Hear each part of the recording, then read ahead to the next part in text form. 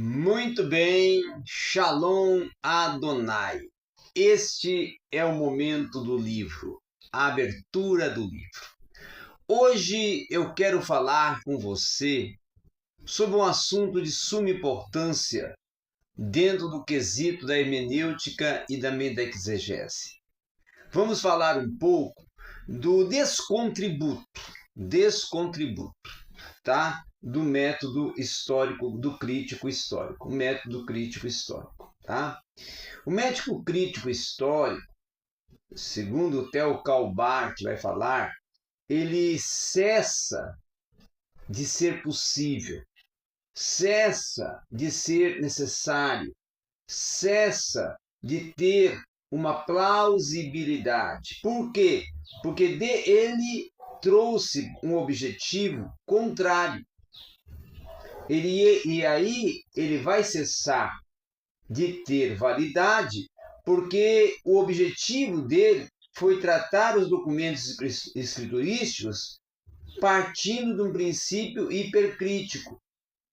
Agora, ele passa a ter validade ou ter significado quando ele corrobora.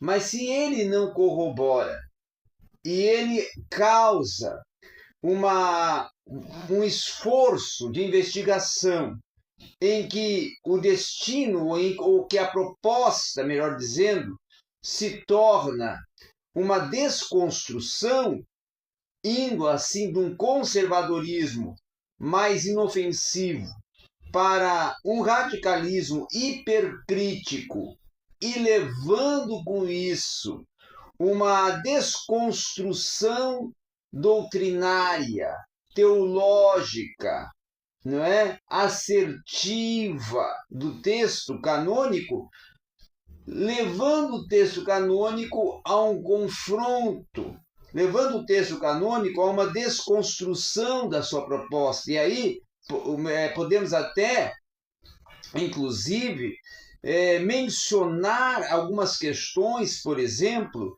que foram propostas por Martin Keiler, o qual disse que o ousado qualificar de modo fraco porque se torna um golpe de espada na água. E isso numa época em que fazê-lo não era fácil. Ou seja, ele vai falar ou vai mencionar sobre isto, dizendo esta expressão que acabei de ler e vou reler, que ele vai dizer o seguinte: o de ter ousado qualificar de modo fraco toda essa pesquisa de golpe de espada na água. E isso numa época em que fazê-lo não era fácil. Ele fala isso da intervenção importantíssima daqueles que refutaram o método crítico histórico em um momento em que esse método estava em ascendência, em que esse método estava sendo propositivo dentro da exegese, dentro da ciência interpretativa. Então, partindo desse princípio, é que Calbart, por exemplo, vai procurar desenvolver uma cristologia dialética justamente até para poder intervir e ir contrário à posição proposta dentro da metodologia crítica histórica.